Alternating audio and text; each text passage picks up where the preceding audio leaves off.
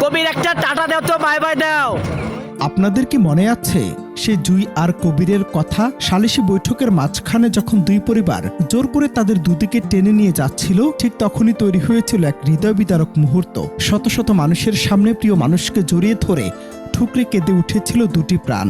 তাদের সে কান্নার আওয়াজ যেন চিৎকার করে বলছিল, আমাদের আলাদা করবেন না, আমাদের বাঁচতে দিন। এরপর ভালোবাসার সেই গল্পে নেমে আসে আরো অন্ধকার। মামলা দিয়ে প্রেমিক কবিরকে পাঠানো হয় কারাগারে, কিন্তু হার মানেননি জুই।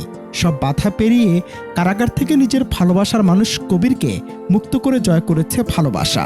শুনতে কাল্পনিক মনে হলেও কুড়িগ্রামের রৌমারীর এই ঘটনা এখন তোলপাড় নেট দুনিয়া। আমাদের এই সমাজ তথাকথিত সম্মানের কাছে বারবার ভালোবাসাকে বলি দিতে চায়। কবির আর জুইয়ের ক্ষেত্রেও তার ব্যতিক্রম হয়নি। দুই পরিবার সেদিন তাদের আলাদা করতে চাইলেও তারা মাথা নত করেননি। কিন্তু মেয়ের পরিবার নিজেদের জেদ আর সম্মানের দোহাই দিয়ে আইনি বল প্রয়োগ করে কবিরকে পাঠিয়ে দেয় কারাগারে। ভালোবাসার মানুষকে চোখের সামনে কারাগারে যেতে দেখেও ভেঙে পড়েননি জুই, কারণ তাদের ভালোবাসা কোনো জাগতিক হিসাব নিকাশ কিংবা ব্যাকরণ মেনে চলেনি। গল্পের টুইস্ট তো এখানেই।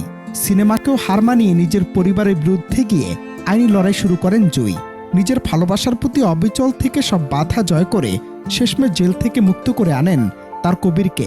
শুধু তাই নয়, বীর দর্পে সেই ভালোবাসার মানুষের হাত ধরে সোজা চলে যান শ্বশুরবাড়িতে। যেখানে বিচ্ছেদ ছিল একমাত্র নিয়তি, সেখানে জুই প্রমাণ করে দিলেন সত্যিকারের ভালোবাসা কখনো হাল ছাড়ে না।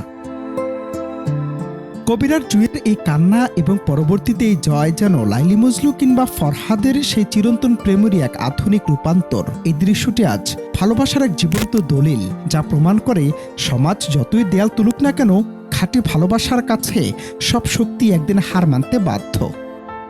অনন্ত হাসান মাসুদ, বাংলা টিভি।